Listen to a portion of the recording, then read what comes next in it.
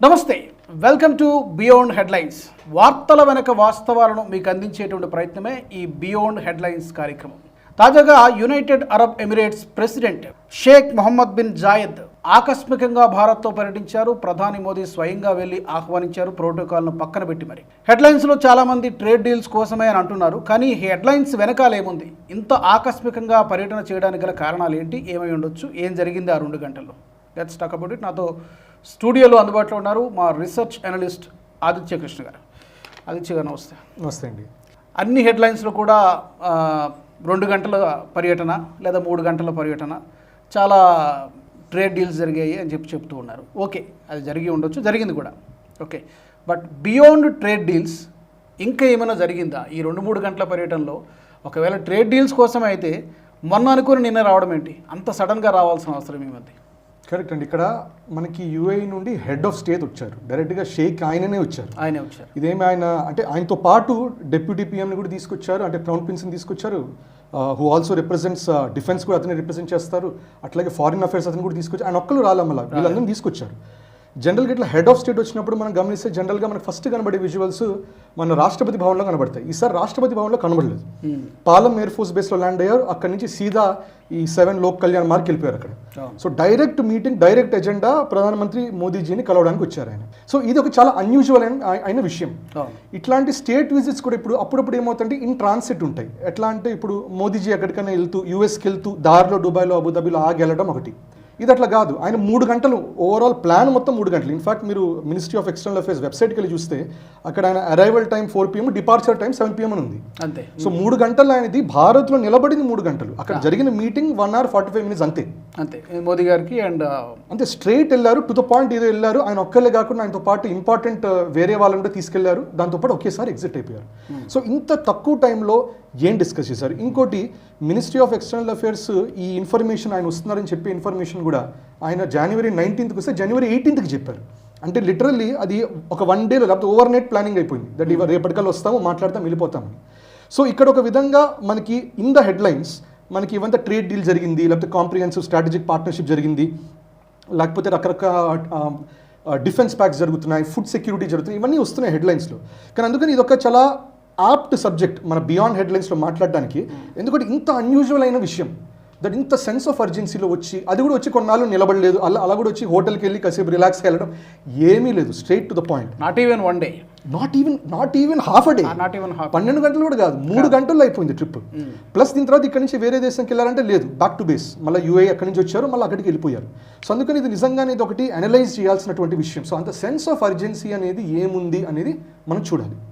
So ఇప్పుడు మనకి తెలిసింది ఏంటంటే మిడిల్ ఈస్ట్లో చాలా మటుకు, మిడిల్ ఈస్ట్ ఎప్పటి నుంచో కూడా చాలా బాయిలింగ్ మోడ్లోనే ఉంది. సరే, ఇజ్రాయెల్ గాజా కాన్ఫ్లిక్ట్ ఇది కూడా జరుగుతూ ఉంది.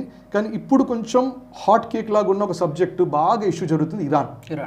ఇన్ఫ్యాక్ట్ ఇవాల్టి న్యూస్, మళ్ళీ నిన్న ఆయన వచ్చి వెళ్తే ఇవాల్టి న్యూస్ ఏంటంటే యుఎస్ నుంచి USS అబ్రహాం లింకన్, అది న్యూక్లియర్ పవర్డ్ వార్షిప్, అది నిదానంగా వస్తున్నది, ఇరానియన్ వాటర్స్ దగ్గరకు వస్తున్నది. అది రెండో వైపు ఇవాళనే మళ్ళీ, అంటే ఇవాళ January 20th, ఇవాళని వల్ల బెంజమిన్ నెటన్యాహు ఇజ్రాయెల్లో కూడా అన్నది ఏంటంటే, ఇరాన్ ఏమన్నా కొంచెం ఇటువటు చేస్తే మాత్రం ఈసారి మేము యాక్ట్ చేయబోయేది ప్రపంచంలో ఎవ్వరు చూడనటువంటిది, మీకు తెలియనటువంటి అస్త్రాల మీద వాడబోతున్నాం, అట్లాంటి పరిణామాలు ఉంటాయని చెప్పి ఒక వార్నింగ్ కూడా ఇచ్చింది ఇజ్రాయెల్. అండ్ ఇంకో మాట ఏమన్నారంటే, ఎట్టి పరిస్థితుల్లో కూడా ఇరాన్ ఇంతకు ముందర ఎట్లా ఉందో ఇక మీద అట్లా ఉండదు. సో ఫర్ ఎగ్జాంపుల్ మనకి రకరకాల చోట్ల ప్రొటెస్ట్లు, రైట్స్ జరుగుతుంటాయి. జరిగిన తర్వాత ఏంటి, కొంచెం మళ్ళీ నార్మల్సీ రిస్టరేషన్ అవుతుంది, లేకపోతే అదే మనిషి క్రాక్ డౌన్ అవుతారు. ఇప్పుడు ఇరాన్లో కూడా 5,000 మంది దాకా చంపారంటారు. సరే, ఇది వెస్టర్న్ ప్రొపగండా, రకరకాలుగా ఉన్నాయి వార్తలు. అదే, సో 12,000 మంది అంటారు, ఆ నంబర్స్ పెరిగాయి, ఇప్పుడు 5,000 అంటున్నారు. సో అది ప్రొపగాండానా నిజమా అనేది ఎవరికి తెలియదు. సో ఇవి జరుగుతుంటే మనకి ఏం తెలుసు అంటే, ఇరాన్ అనేది ఒకటి టార్గెట్లో ఉంది. ఇప్పుడు ఇరాన్ అనేది టార్గెట్లో ఉంటే ఏమవుతుందంటే, ఇరాన్ ఒక రీజనల్ పవర్. అది ఎప్పుడైనా మిడిల్ ఈస్ట్ లేకపోతే మన వెస్ట్ ఏషియా అంటాం, మన వెస్ట్ ఏషియాలో చూస్తుంటే ఇరాన్ అనేది ఇజ్రాయెల్కి ఒక కౌంటర్ బ్యాలెన్సింగ్ ఫోర్స్ లాగా. అండ్ ఇరాన్ కూడా మీరు గమనిస్తే లెబనాన్లో వాళ్ళ హెజ్బొల్లా ఉంటుంది, ఈ పాలెస్టైన్ ఆ ఏరియా మొత్తం, గాజా ఆ ఏరియా మొత్తం వాళ్ళది హమస్ ఉంటుంది, మళ్ళీ యెమెన్ దగ్గర వాళ్ళ హూతీస్ ఉన్నారు, మళ్ళీ రకరకాలుగా వాళ్ళు కమాండ్ చేస్తున్నారు. రీజనల్గా నార్త్ అయినా సౌత్ అయినా మొత్తం ఇరాన్ హెజిమనీ ఒకటి కనబడుతుంది. ఇటువైపు పాకిస్తాన్ని బ్యాలెన్స్ చేస్తున్నారు. సో ఇస్లామిక్ కంట్రీస్ మొత్తం మీద ఒక రీజనల్ పవర్ లాగా ఎస్టాబ్లిష్ అయింది. జనరల్గా మనకి ఇప్పుడు భారత్లో ఇస్లామిక్ పవర్ హౌస్ ఏంటి అంటే, జనరల్గా మనం నరేటివ్ ద్వారా ఏమనుకుంటాం, సౌదీ అరేబియానే పవర్ హౌస్ అనుకుంటాం అక్కడ, ఎందుకంటే మక్కా అక్కడే, మదీనా అక్కడే. సో అది పవర్ హౌస్ అనుకుంటాం. కానీ ఇరాన్ ఎప్పుడు ఒక థ్రెట్ లాగా ఉంది. ఇప్పుడు ఇరాన్ అనే దాని నుంచి పవర్ బ్యాలెన్స్ మారబోతుంది. ఆ పవర్ బ్యాలెన్స్ డెఫినెట్గా మారుతుంది. నెక్స్ట్ ఎవరు వస్తారో తెలియదు. సిరియా లాగా ఏమన్నా కొంచెం మిలిటెంట్ ఫోర్సెస్ వస్తారా, లేకపోతే అది ఇంకో స్టెబిలైజ్డ్ గవర్నమెంట్ వస్తుందా? కానీ అన్నిటికంటే ఇంపార్టెంట్ అంటే ముస్లిం బ్రదర్హుడ్ అనేది ఉంటుంది ఆ ఇస్లామిక్ నేషన్స్లో. ముఖ్యంగా అది ఈజిప్ట్ జరిగిన తర్వాత, ఈజిప్ట్లో కొలాప్స్ అయిన తర్వాత ముస్లిం బ్రదర్హుడ్ అక్కడికి పవర్లోకి వచ్చింది. ముస్లిం బ్రదర్హుడ్ అనేది యూఏఈ చాలా మటుకు అవాయిడ్ చేసే ప్రయత్నాలు చేస్తుంది. కానీ ముస్లిం బ్రదర్హుడ్ అనేది ఏంటి అంటే, ముస్లిం బ్రదర్హుడ్ ఏమంటుందంటే అది ఇప్పుడు 1920sలోనే ఫామ్ అయింది. కానీ Egypt revolution first time Egypt కంట్రీని గ్రిప్లో తెచ్చుకుంది, ట్యునీషియాని గ్రిప్లో తెచ్చుకుంది. ముస్లిం బ్రదర్హుడ్ ఏమంటుందంటే మనం ప్యూరెస్ట్ ఫామ్ ఆఫ్ ఇస్లాంని మనం ఫాలో అవ్వాలి, షరియా మొత్తం ఇంప్లిమెంట్ చేయాలి. ఇదంతా ఇప్పుడు మనకి ఈ వెస్ట్ ఏషియా మొత్తం ఎట్లా ఉంటుందంటే అక్కడ ఫ్యామిలీస్ రూల్ చేస్తుంటాయి. రకరకాల ట్రైబల్ ఫ్యామిలీస్ ఉంటాయి, వాళ్ళు గవర్నెన్స్ చేసుకుంటున్నారు, వాళ్ళ ఫ్యామిలీసే మొత్తం చూసుకుంటున్నారు. ముస్లిం బ్రదర్హుడ్ ఏమంటుంది అట్లా జరగకూడదు. ఇక్కడ డెమోక్రటిక్గా అయినా లేకపోతే షరియా ద్వారా అయినా, డెమోక్రటిక్ అంటే వాట్ ఎవర్ వాళ్ళ వర్జన్ ఆఫ్ డెమోక్రసీ ఉంటే అది వేరే విషయం. ఇట్లా మనం షరియా ద్వారా మనం ఎలెక్ట్ చేసుకోవాలి మన leaders. And end of the day అందరం కలిసి ఒక క్యాలిఫేట్ అంటే మనం అప్పట్లో మనం చేసాం ఖిలాఫత్ మూవ్మెంట్, భారత్ కూడా మరి అప్పట్లో సపోర్ట్ చేసింది మరి what ever is the geo political reason. So ఆ ఖిలాఫత్ని మళ్ళీ రీఎస్టాబ్లిష్ చేయాలనేది ముస్లిం బ్రదర్హుడ్ అంటుంది. ఇప్పుడు మన ఖిలాఫత్ అన్న వెంటనే మళ్ళీ ఫస్ట్ ఏం వస్తుంది ఆలోచనలోకి, టర్కీ వస్తుంది. ఎందుకంటే అప్పట్లో లాస్ట్ క్యాలిఫేట్ టర్కీ. ఇప్పుడు మనం మన దేశంలో మన ఒక నేషనలిజం, ఒక ప్రైడ్ ఎట్లా ఉంటుందో అట్లాగే చైనా కూడా మిడిల్ ఎర్త్ థియరీ అని ఉంటుంది, మొత్తం మనదే అని. టర్కీ కూడా ఏంటి, at the height of power caliphate మనది. యూరోప్ని గడగలాడిచ్చాము, ఈ వెస్ట్ ఏషియా మొత్తం మనదే.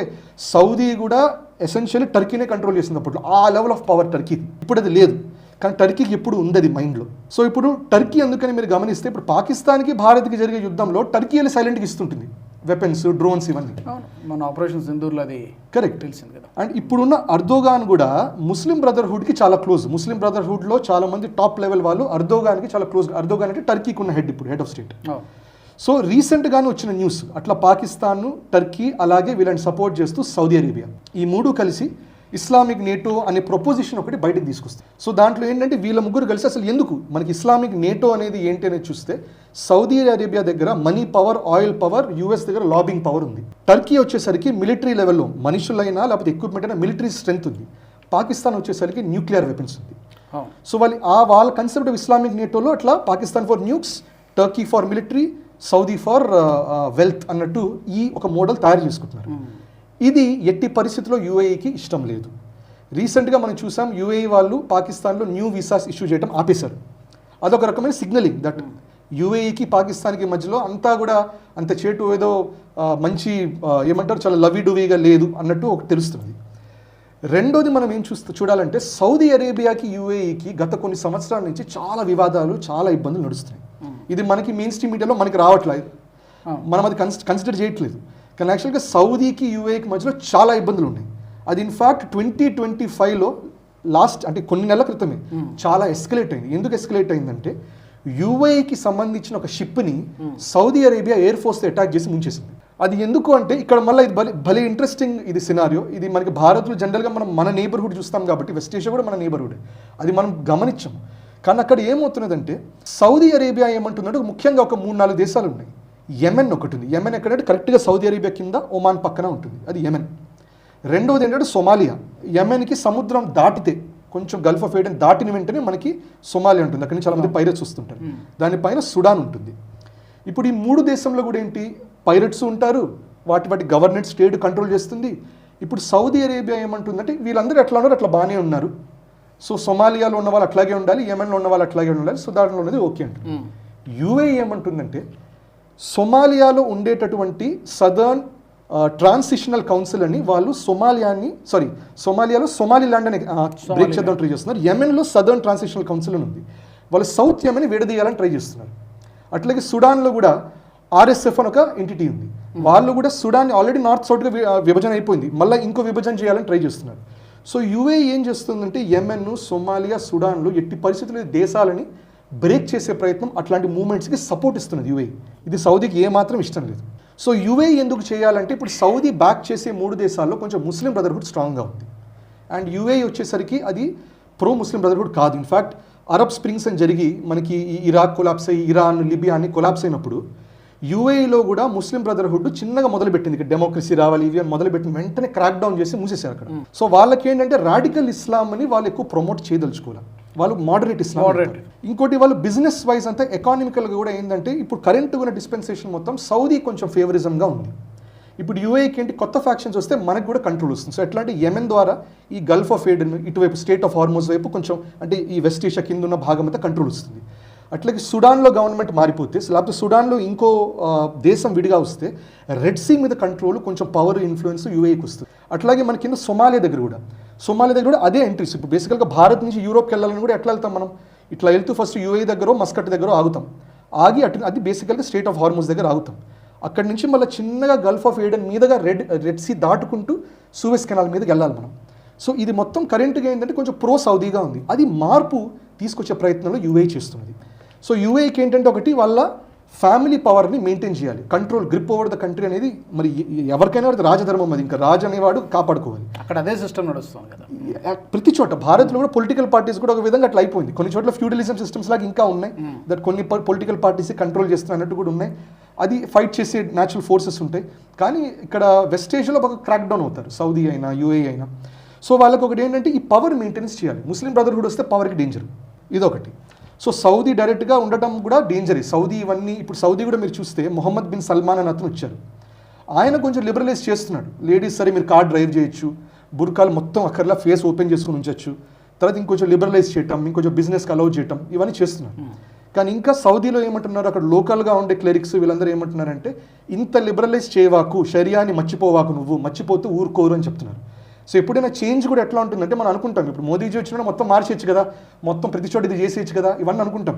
రెసిస్టెన్స్ ఉంటుంది, భయంకరమైన రెసిస్టెన్స్ ఉంటుంది. మనం ఎంత ఫాస్ట్గా యాక్ట్ చేస్తే అంత ఫాస్ట్గా రెసిస్టెన్స్ వస్తుంది. స్లోగా చేయాల్సి ఉంటుంది, చిన్నగా చేయాలి, నిదానంగా చేయాలి, టైం కోసం వెయిట్ చేయాలి. ఆ టైం సరిగ్గా ఉన్నప్పుడు చేయాలి, ఆ టైం వచ్చినప్పుడు ఫాస్ట్గా చేసి. సో సౌదీకి కూడా ఏంటంటే అదే వార్నింగ్స్ ఇస్తున్నారు మొహమ్మద్ బిన్ సల్మాన్కి, నువ్వు ఏం చేస్తున్నా సరిగ్గా గుర్తుపెట్టుకో, తేడా వస్తే మాత్రం బాగుండదు చూడు అని. ఇంకోటి ఇప్పుడు సౌదీను టర్కీ పాకిస్తాన్ కలిసి ఉన్నారు ఫ్రెండ్స్ లాగా అనుకుంటాం, కానీ సౌదీకి కూడా డౌన్ ద లైన్ ఒక రోజు టర్కీ థ్రెట్ అవుతుంది. ఎందుకంటే టర్కీ ఉద్దేశంలో ఏంటి, the caliphate of Islam absolutely నేనే ఉండాలనే ఉద్దేశం వాళ్ళకు ఉంటుంది. సౌదీకి ఏంటి మక్కా మా దగ్గర ఉన్నప్పుడు మేము కదా రూలింగ్లో ఉండాలని అనుకుంటుంది, రైట్. ఇవన్నిటిపైన మళ్ళీ డైనమిక్స్ మనకు తెలిసిందే, ఐసిస్ అల్ఖాయిదా ఇవన్నీ వీటి ఎఫెక్టివ్ జరుగుతున్నాయి. అండ్ ఇన్ఫాక్ట్ ఇప్పుడు ఐసిస్ అల్ఖాయిదా కూడా డిక్లేర్ చేశారు, యూఏని టార్గెట్ చేస్తాం మేము అని డిక్లేర్ చేశారు. సో ఇక్కడ మనం గమనిస్తే యూఏకి ఒకవైపు ఇరాన్ కొలాప్స్ అవటం వల్ల ఒక రిపుల్ ఎఫెక్ట్ అనేది జరుగుతుంది. ఇరాన్ యూఏ పెద్ద దూరం కాదండి, ఇరాన్ యూఏ శ్రీలంకకి భారత్కు ఉన్నంత డిస్టెన్స్ ఆ మాత్రం ఉండకపోవచ్చు. ఆ నార్దర్న్ టిప్ ఆఫ్ యూఏ నుంచి ఇరాన్కి జస్ట్ కొంచెం సముద్రం డివైడే ఉంది, ఎక్కువ కూడా లేదు. సో ఇరాన్లో కొంచెం అన్రెస్ట్ జరిగితే డైరెక్ట్గా అక్రాస్ ద సీ యూఏలో కూడా ఇంపాక్ట్ జరగచ్చు, లేకపోతే ఒక రిపుల్ ఎఫెక్ట్గా వెస్ట్ ఏషియా మొత్తం ఇంపాక్ట్ అయ్యి కూడా యూఏ సెక్యూరిటీకి థ్రెట్ ఉంది, వాళ్ళ రూల్కి థ్రెట్ ఉంది, ఎకానమీ కూడా థ్రెట్ వస్తుంది, రైట్. సో ఇవి ఒక major aspect. So of course దీంట్లో ఇది కూడా ఉండొచ్చు. ఇప్పుడు ఏంటంటే మనకి వెనుజువెలా ఓపెన్ అప్ అవుతుంది, దానివల్ల భారత్కి అక్కడి నుంచి ఆయిల్ వస్తుంది. ఇప్పుడు ఇరాన్ ఏమవుతుందంటే ఇరాన్ గవర్నమెంట్ మారిన తర్వాత ఇరాన్ మీద శాంక్షన్స్ తగ్గుతాయి, న్యాచురల్గా మారుతుందంటారా గవర్నమెంట్ 100% మారాలి, అట్లాంటి పరిస్థితి వస్తుంది, రైట్. సో కానీ కాసిం బిన్ సొలైమానీ అని ఇంతకుముందు ఉండేవాళ్ళు ఇరాన్లో. So Iran line of command ఎట్లా ఉంటుందంటే ఇప్పుడు భారత్లో ఎట్లా మనకి రాష్ట్రపతి అన్నిటికంటే పైన ఉంటే రాష్ట్రపతి తర్వాత మనకి ప్రధానమంత్రి తర్వాత మనకి హోమ్ మినిస్టర్, తర్వాత క్యాబినెట్ అంతా వస్తుంది. ఇరాన్లో మనకి అయతొల్లా ఉంటారు, అయతొల్లా ఖమేనీ ఉన్న వెంటనే నెక్స్ట్ కాసిం బిన్ సొలైమానీ అనే military head is the next in power, ministers కాదు. సో అట్లాంటి మనిషిని వాళ్ళు అక్టోబర్ 7th కంటే ముందరే, అక్టోబర్ 7th అటాక్ ముందరే ఇజ్రాయెల్ ఫస్టే ఎప్పుడో కూడా ఆయన్ని అక్కడ అసాసినేట్ చేసేసారు. దాంతోనే బాగా ఫ్యూయల్ అయింది ఇష్యూ. తర్వాత సరే అక్టోబర్ 7th అటాక్ ఏమైనా జరిగింది. సో సొలైమానీ వచ్చేసరికి ఆయన సింగిల్ హ్యాండెడ్గా హమాస్, హౌతీ, హెజ్బొల్లా నడపటము, అట్లా ఇజ్రాయెల్ ఇప్పటిదాకా మనం ఏమిటంటే ఇజ్రాయెల్ ఈ 6 days వార్ వీటిల్లో ఈజిప్ట్ని, లెబనాన్ని, సిరియాని, జార్డన్ అందరూ ఒక షాట్లో ఓడించిందని వింటాం. కానీ అట్లాంటి ఇజ్రాయెల్ని ఓడించింది కాసిం బిన్ సొలైమానీ ద్వారా ఇరాన్ ఓడించింది. అంత పెద్ద threat. So first time neutralize చేసేసింది. ఇప్పుడు ఖమేనీ కూడా ఇప్పుడున్న ఖమేనీ అట్లా న్యూట్రలైజ్ చేయొచ్చు కదా అంటే చేయడానికి లేదు. ఎందుకంటే ఇట్లాంటి హెడ్స్ని న్యూట్రలైజ్ చేసినప్పుడు ఏమవుతుందంటే రెవల్యూషన్ ఇంకా గట్టిపడుతుంది, ప్రజల్లో వ్యతిరేకత రావు, అబ్సల్యూట్లీ ఇంకా పెద్ద రెవల్యూషన్ అవుతుంది. సో దానివల్ల స్టాండర్డ్ మోడల్ ఏంటి, ఎక్కడైనా కూడా మనకి బంగ్లాదేశ్ అవనియండి లేకపోతే సిరియా అవనియండి, వాళ్ళని ఎగ్జైల్లోకి పంపించే ప్రయత్నాలు ఉంటాయి. సో వాళ్ళు వెళ్ళిపోతే చూసావా వాడు పారిపోయారు అని చెప్పి ఆ బ్రాండింగ్ ఇచ్చి తను ఒక పిరికోడు పారిపోయాడు మిమ్మల్ని అందరినీ వదిలేస్తాడు ఒక బ్రాండింగ్ అనేది వస్తుంది. చంపేయకుండా చంపకూడదు, చంపితే హీరో అయిపోతారు, సింపతి క్రియేట్ అవుతుంది, కరెక్ట్. సో ఇదొకటి జరుగుతుంది. అందుకనే end of the day pressure పెట్టి ఎట్లాగోట్లా ఆయన ఎగ్జైల్లోకి అయితే పంపించే ప్రయత్నాలు జరుగుతాయి. ఆయన మోస్ట్లీ రష్యాకి వెళ్తారేమో, ఎక్కడికి వెళ్తారో మోస్ట్ లైక్లీ రష్యన్ కంట్రీస్కి వెళ్ళాల్సి వస్తుంది ఆయన. సో వెళ్ళిన తర్వాత ఇరాన్ డెఫినెట్గా రెజీమ్ మారాలి.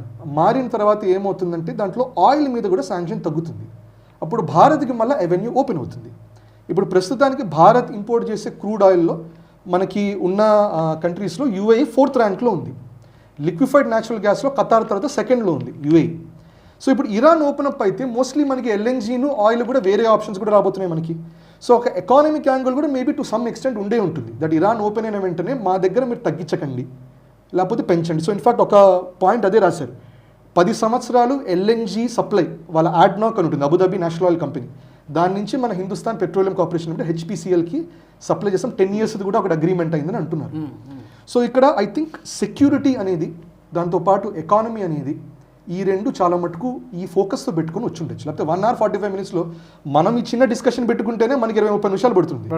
గంట 30 గంటలు అన్ని ఇష్యూస్ మాట్లాడితే 2-3 మెయిన్ పాయింట్స్ మాట్లాడిస్తే వెళ్ళిపోతారు. అయితే ఇందాక మీరు ఇస్లామిక్ నేటో ప్రస్తావన తీసుకొచ్చారు. ఇస్లామిక్ నేటో కోసం చాలా తీవ్రంగా ప్రయత్నాలు చేస్తున్నాయి పాకిస్తాన్, టర్కీ, సౌదీ, ఈ 3 ప్రయత్నాలు చేస్తున్నాయి. ఎంతవరకు ఫామ్ అయ్యేటువంటి ఛాన్సెస్ ఉన్నాయి మిగిలిన, ఎందుకంటే 3 దేశాలు సరిపోవు కదా, మిగిలిన ఇస్లామిక్ కంట్రీస్ కూడా అందులో జాయిన్ కావాలని ప్రయత్నం చేస్తున్నాయి.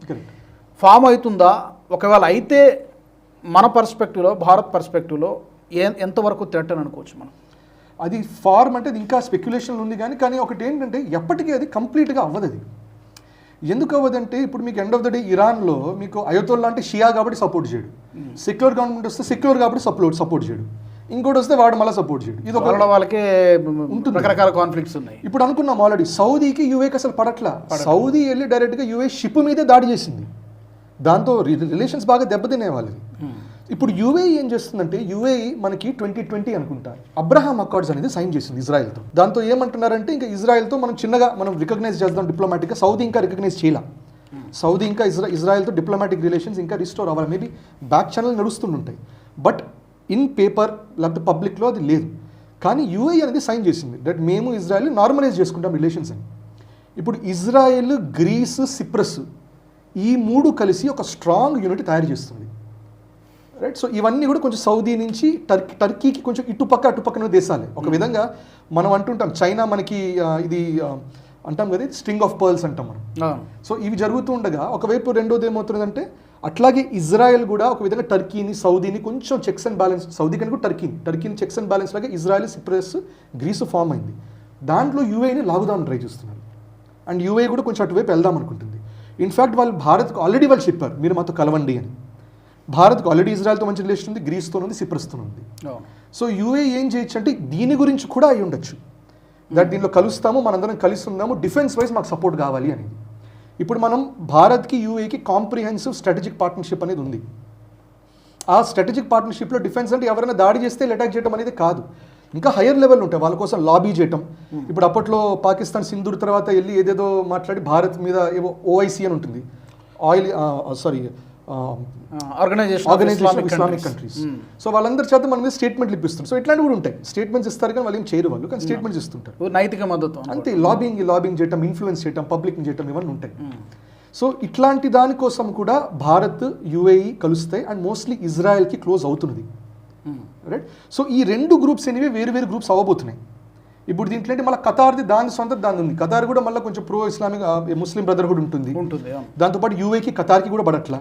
ఇప్పుడు మళ్ళీ యూఏకి భారత్ ఎట్లా ఉందో ఒమాన్ భారత్ కూడా మంచి రిలేషన్షిప్ ఉంటుంది. అవును, మనకి FTA కూడా జరిగిందిగా. కరెక్ట్. ఇన్ఫాక్ట్ ఇప్పటిది కాదు, ఎప్పటి నుంచో మంచి రిలేషన్, మనకి ఎకానమీ ద్వారా రిలేషన్, హిస్టారికల్గా కల్చరల్ కూడా మంచి రిలేషన్ అనేది మెయింటైన్ అవుతుంది. దానివల్ల ఒక హోలిస్టిక్ ఇస్లామిక్ నేటో అనేది ఫామ్ అవడం చాలా అన్లైక్లీ. సో ఇందులో 2 ప్రధానమైనటువంటి కారణాలు కనిపిస్తున్నాయి. ఒకటి సెక్యూరిటీ, రెండోది ట్రేడ్, అది సెకండ్ అనుకోవచ్చు. సో హెడ్లైన్స్ వెనకాల ఏముందో మాట్లాడడం, ఈ ట్రేడ్కి సంబంధించి ఏమైనా జరిగాయంటారా? అంటే డిఫెన్స్గా అంటున్నారు, స్పేస్ అంటున్నారు, న్యూక్లియర్ రియాక్టర్స్ అంటున్నారు, దీని గురించి కూడా ఏమైనా ఎంతో కొంత డిస్కషన్ జరిగిందంటారా విత్ యూఏఈ? అంటే యూఏకి భారత్కి మధ్యలో ట్రేడ్ మీరు చూస్తే మెజారిటీ ట్రేడ్ మనకు ఉండేది ఆయిల్ అండ్ గ్యాస్ ఉంటుంది, క్రూడ్ ఆయిల్ తీసుకుంటాం, అది రిఫైన్ చేసుకుంటాం, అవన్నీ చేస్తాం. ఆయిల్ అండ్ గ్యాస్ కాకుండా గోల్డ్ రిలేటెడ్ బాగా ట్రేడ్ ఎక్స్చేంజ్ ఉంటుంది. వాళ్ళ నుంచి తీసుకుంటాము, అంటే యుఏఈ బేస్డ్ గోల్డ్ కూడా మనం తీసుకునేది ఉంటుంది. అట్లాగే ఇంకోటి స్టోన్స్, పర్ల్స్ ఇట్లాంటివి కూడా ఉంటాయి. మేజర్గా ఇవి కాకుండా భారత్ నుంచి ఫుడ్ వెళ్తుంటుంది, మెడికల్ సప్లైస్ వెళ్తుంటాయి, మ్యాన్ పవర్ వెళ్తుంటారు. సో మేజర్గా ఇవే ఉంటాయి ట్రేడ్. ఇవి కాకుండా మనకి స్పేస్ పార్ట్నర్షిప్ అనేది ఎప్పటి నుంచో ఉంది, జాయింట్ ఎక్సర్సైజ్ చేస్తున్నాం. దాంతోపాటు మనకి ఎడ్యుకేషన్లో కూడా ఇప్పుడు అదొక పాయింట్ ఉందని ఈ పిఎంఓ స్టేట్మెంట్లోనే ఉంది, that IIT Delhi, IIM Ahmedabad యూఏలో సెటప్ చేస్తున్నట్టు. దాని గురించి కూడా అక్నాలెడ్జ్మెంట్ అనేది ఉంది. సో ట్రేడ్ రిలేటెడ్ డిస్కషన్ కూడా ఉంది. బట్ నా strong feeling secondary, I feel secondary కూడా అసలు అయి ఉండదేమో అనిపిస్తుంది నాకు. అదొక స్టేట్మెంట్ లాగా అనుకుంటారు, ఇది కదా ఓకే గ్రేట్ వి అక్నాలెడ్జ్ అని స్టేట్మెంట్స్ చదువుంటారు, కానీ డిస్కషన్ ఇంకేదో జరుగుతుంది. 1 hour 45 minutes ఇన్ని మాట్లాడే అవకాశమే ఉండదు. నేషనలిస్ట్ హబ్లో మనం అనలైజ్ చేయడానికే మనకి అవకాశం ఉన్నట్ల గంటలు. దట్టు పిఎం మోదీ ప్రోటోకాల్ పక్కన పెట్టి స్వయంగా వెళ్ళి ఇన్వైట్ చేయడం అనేది అంత షార్ట్ స్పాన్ టైంలో డెఫినెట్గా బియాండ్ దట్ లైన్ జరగడానికి 100% ఛాన్స్ ఉంది. కరెక్ట్. వాళ్ళ షేక్ కూడా డైరెక్ట్గా రావడమే ప్రధానమంత్రి కోసం వచ్చినప్పుడు మనం ఆబ్వియస్గా ప్రధానమంత్రి కూడా మన భారత్ తెలిసిందే మనకున్న పేరే ఆతిథ్యం కోసం. సో ఆయన డెఫినెట్గా ఇట్లా రిసీవ్ చేసుకోవాలి, ఎందుకంటే ఆయన వచ్చిందే ఈయన కోసం. సో ఇట్లాంటి మూమెంట్స్లో కూడా మనకి భారత్కి మనం జనరల్గా ఏంటంటే ఎట్లా చూస్తామంటే మనకి వెస్ట్ నుంచి ఎటువంటి సపోర్ట్ ఉందనేది చూస్తాం, కానీ ఇట్లా వెస్ట్ ఏషియాలో కూడా మనకి ఎటువంటి సపోర్ట్లు ఉన్నాయి, ఎటువంటి దేశాలు మనకి సపోర్ట్గా ఉన్నారనేది మనం గుర్తించాలి. జనరల్గా మనం గుర్తించాం. కానీ యూఏలో కూడా మీరు చూడండి, ఇప్పుడే కాదు కొన్ని సంవత్సరాల క్రితం నుంచి కూడా భారత్ నుంచి మందిరాలు కన్స్ట్రక్ట్ చేయమని, దేవాలయాలు కన్స్ట్రక్ట్ చేయమని, వాటికి పర్మిషన్స్ ఇచ్చి, ఇవన్నీ ఎందుకంటే ఇవంతా వాళ్ళు లిబరలైజ్ అవుతున్నట్టు అన్నట్టు అనుకోవడానికి కాదు. అది భారత్తో రిలేషన్షిప్ మెయింటైన్ చేయడానికి, మేము మీతో ఉన్నామని చెప్పడానికి. యూ కమ్, మీరు ఏం నమ్ముకుంటున్నారు, ఏ భగవంతు నమ్మకం పెట్టుకోండి, మాకేం అభ్యంతరం లేదు, అట్లా లిబరలైజేషన్. కానీ ఆఫ్ కోర్స్ వాళ్ళు నిజంగా ఈ జియో పొలిటికల్గా లేకపోతే ఇన్ టర్మ్స్ ఆఫ్ సెక్యూరిటీ అయినా ముస్లిం బ్రదర్హుడ్ లాంటి వాళ్ళు వస్తే ఇవన్నీ మళ్ళీ టార్గెట్ పాయింట్స్ అవుతాయి, ఎందుకంటే వాళ్ళు ఇవన్నీ యాక్సెప్ట్ చేయరు. కరెక్ట్. అందుకనే చిన్న కంట్రీస్ కూడా, సైప్రస్ లాంటి కంట్రీస్ కూడా అప్పుడప్పుడు మోదీ గారు వెళ్ళేది కూడా దాని వెనక డెఫినెట్గా ఇలాంటి డిస్కషన్స్ అన్నీ కూడా జరుగుతాయి. సెక్యూరిటీ ఆస్పెక్ట్స్ అన్నీ కూడా ఉంటాయి. చాలా మందికి తెలియక ఏదో ఈ విదేశాల్లోనే తిరుగుతూ ఉంటారు ఇండియాలో కంటే అని చెప్పి మనం అనుకుంటాం. సిప్రస్ ఏదో చిన్న దేశం అనుకుంటాం, కానీ ఎండ్ ఆఫ్ ద డే టర్కీగా అనుకుని ఉంటుంది. సో ఇప్పుడు టర్కీలో బ్యాలెన్సింగ్ చేయాలంటే దాని ద్వారా చేయాలి. ఇప్పుడు పాకిస్తాన్, బలూచిస్తాన్లో ఏమైనా జరగాలంటే మన ఏజెంట్స్ లేకపోతే ఏజెంట్స్ అనకూడదు, కానీ వాళ్ళు మనకి ఇరాన్ నుంచి ఆపరేట్ చేస్తారు అని అంటారు, క్లెయిమ్ చేస్తారు. నిజమో కాదని తెలియదు కానీ క్లెయిమ్ చేస్తారు. సో ప్రతి దేశంలో కూడా అంత స్ట్రైట్ ఫార్వర్డ్ ఉండదు, ఇట్లా వేరే ఇవన్నీ కూడా ఈక్వేషన్స్ ఉంటాయి. Win situation for both countries. Thank you so much Aditya గారు, ధన్యవాదాలు. ఇది ఇవాల్టి బియాండ్ హెడ్లైన్స్ కార్యక్రమం. వచ్చే ఎపిసోడ్లో మళ్ళీ కలుద్దాం. అలాగే మీరు కూడా ఈ బియాండ్ హెడ్లైన్స్లో పర్టికులర్గా స్పెసిఫిక్గా ఈ టాపిక్ డిస్కస్ చేస్తే బాగుంటుందని మీకు అనిపిస్తే తప్పకుండా మీరు అది కూడా కామెంట్ సెక్షన్లో మాకు చెప్పొచ్చు. మరొక ఎపిసోడ్లో కలుద్దాం. జై హింద్. ఈ వీడియో మీకు నచ్చినట్టయితే లైక్ చేయండి, 10 మందికి షేర్ చేయండి. అలాగే కామెంట్ల రూపంలో మీ అభిప్రాయాలను మాతో పంచుకోండి. Nationalist hub group of channels ను సబ్స్క్రైబ్ చేసుకుని తెలుగునాట జాతీయవాద జర్నలిజాన్ని ప్రోత్సహించండి. ఈ వీడియో కింద ఉన్న బెల్ ఐకాన్ పై క్లిక్ చేయడం మర్చిపోవద్దు.